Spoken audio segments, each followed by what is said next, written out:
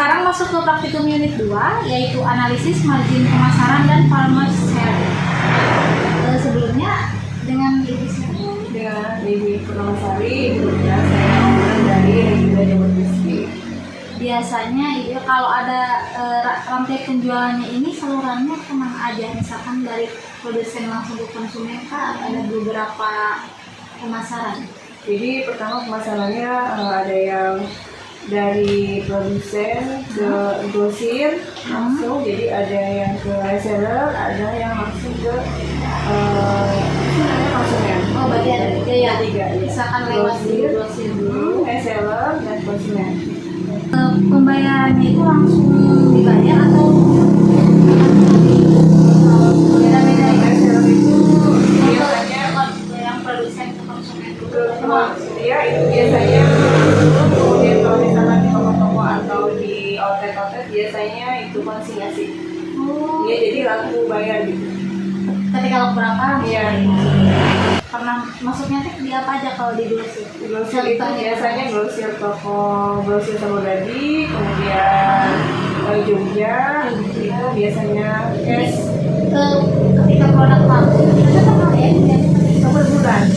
Jadi ketika kita mau produk berbayar gitu. Berapa masuk? Ya, cuman kalau retur itu tanggung jawab kita, jadi kasih retur gitu.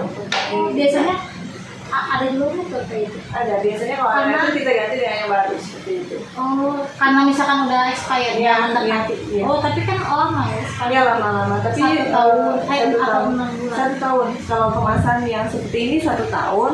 Jadi kita itu agak minim expired gitu, minim retur gitu. Produksi ini tuh gimana caranya menentukan harga jual? Harga jual biasanya menentukan Kan banyak gitu ya. Gimana caranya menentukan? untuk harga jualnya kita biasakan mengambil keuntungan sebanyak per piecesnya enggak dari jual per biasanya hitungannya 30%. Rata-rata 30%. Perbedaan biayanya perbedaan harganya kalau misalkan ke konsumen langsung nih berapa harga jualnya per piecesnya? Misalnya misalkan dari Konsumen maksimal konsumen ini kan harga jual terakhirnya 14 sampai 15 ribu ya. Jadi kalau misalkan grosir biasa kalau ke grosir bisa 10 ribu, kalau reseller itu 12 ribu. oh ya, jadi perbedaannya Ada 3.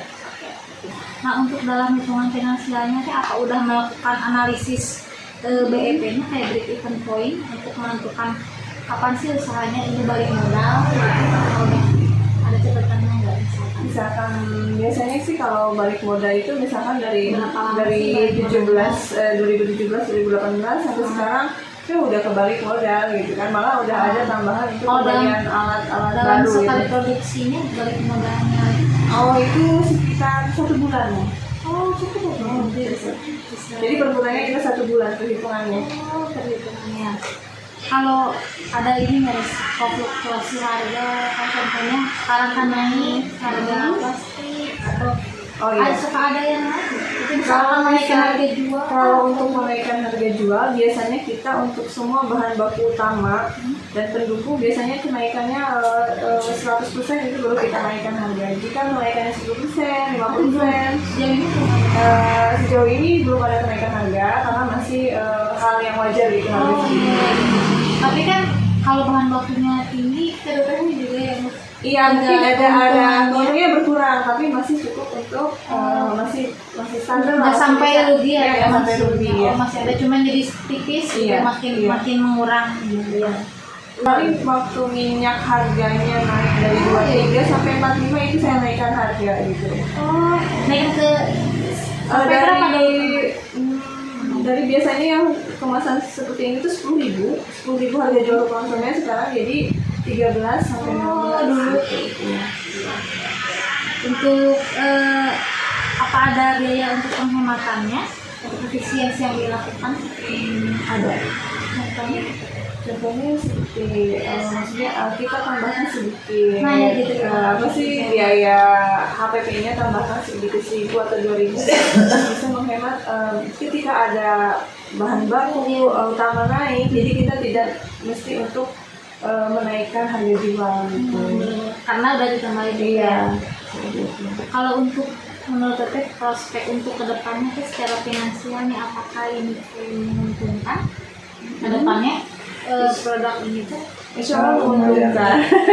Insya Allah menguntungkan.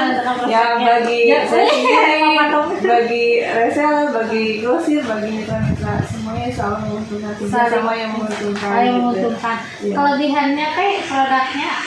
Kelebihannya sih kalau menurut saya ini expirednya lama, walaupun tanpa tambahan bahan pengawet lagi. Jadi bahan pengawetnya ada di dalam bahan baku utama seperti ini kan udah ada pengawetnya. Jadi kita nggak mesti tambah lagi. Tanpa bahan pengawet banget ya. Iya, jadi tanpa tambahan lagi gitu. Kalau orang lain kan pakai tambahan lagi bisa 1 tahun deh pakai tambahannya, kalau kita enggak gitu. Ada juga banyak pakai tambahan bahan. Itu ya memang itu ada gitu. Beda-beda ya kan? Beda-beda iya. Oh, iya. Karena memang sih kita kan jualan untuk dikonsumsi oleh konsumen ya. Otomatis kita memberikan yang terbaik untuk mereka gitu kan. Berarti dari ini kualitasnya. Iya. Kualitasnya berarti. Iya.